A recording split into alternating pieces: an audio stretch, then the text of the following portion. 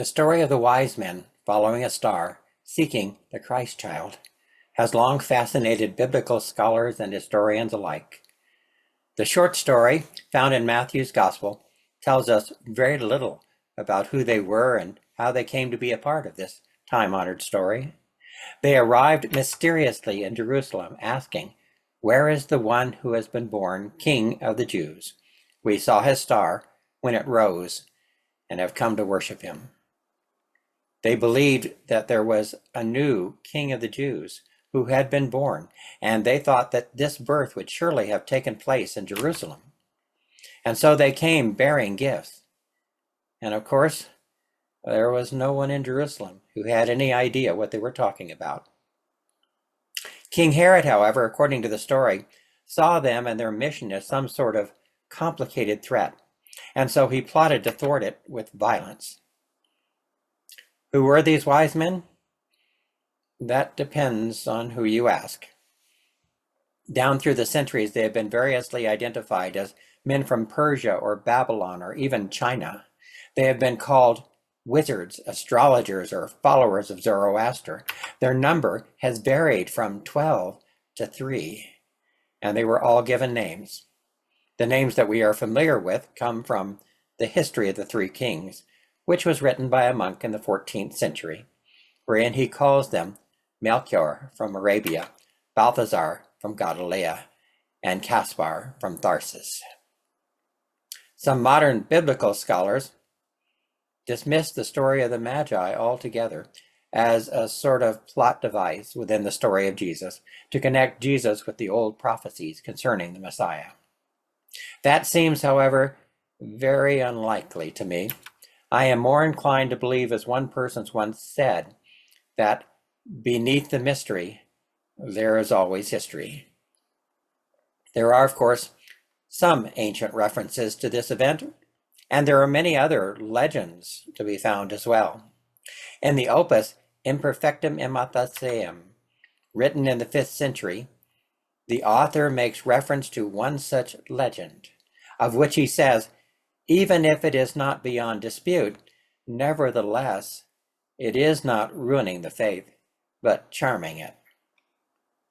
One modern scholar, Brent Landau, having seen this reference and read this short account of the tale, went searching for the original.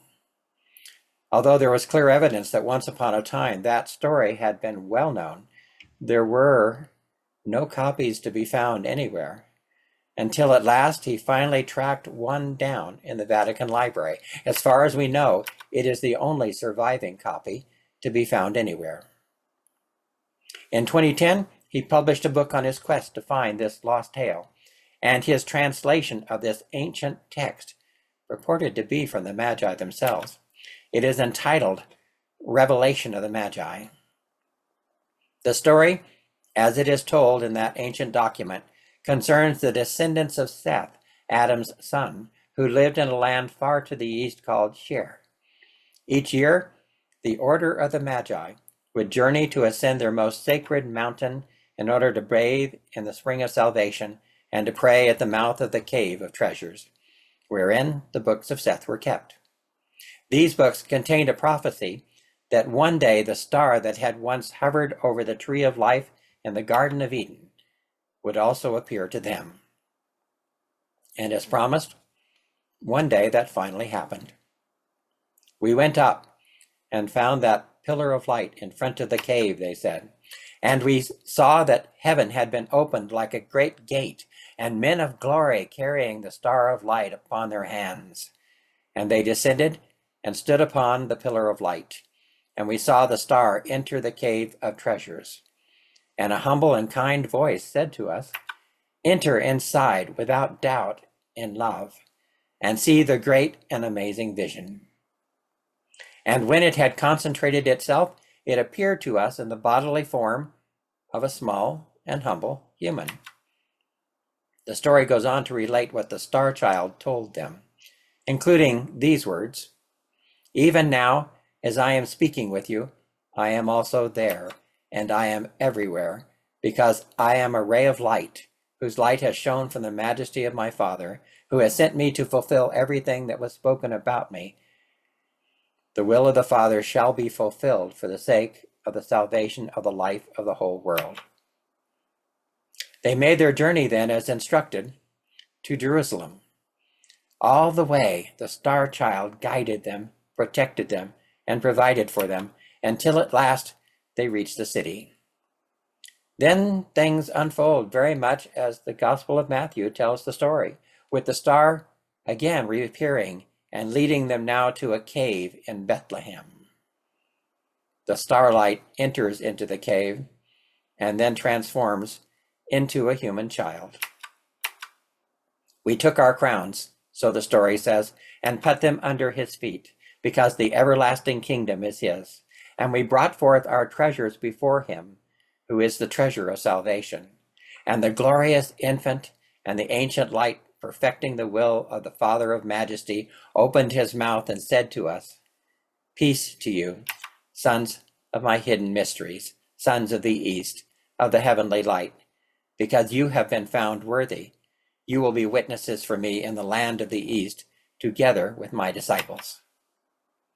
And then they met Mary and Joseph, who were afraid that they were going to try and take Jesus away from them. But they told them, "The mystery that was hidden from the world from the beginning and the Father of all has been revealed to us in your child. Lift up your eyes and see that he is in the entire creation and enlightens it all. He has been sent by his majesty for the salvation and redemption of every human being." And then, so the story goes, Mary entered in and found the child of light laughing.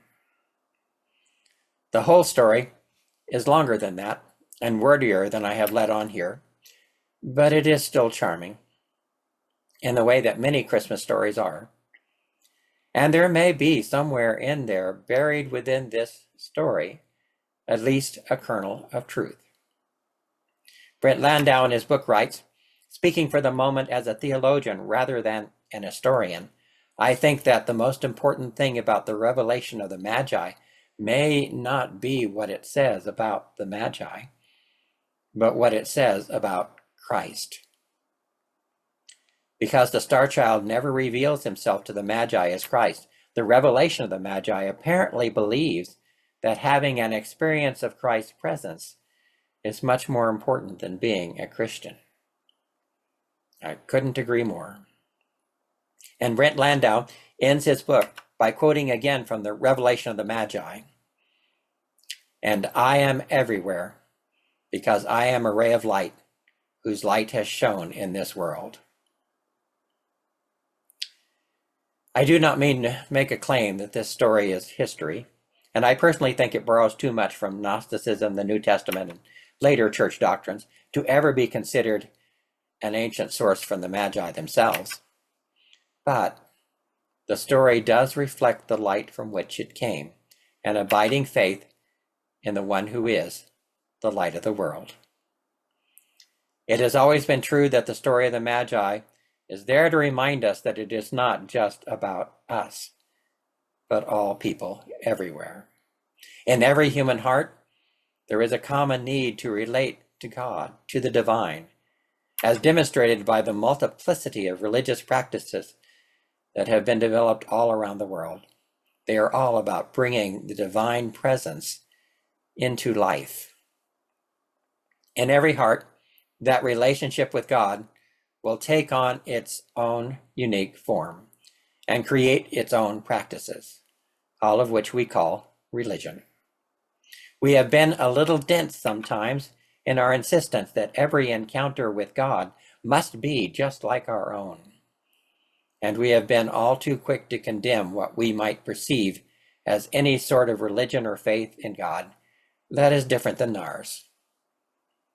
All of us are seeking the same God in our own way. So maybe there is something to be said about sharing with every person in every land the story of the star child, a child of light born to guide us all into the light. Be safe and God bless you.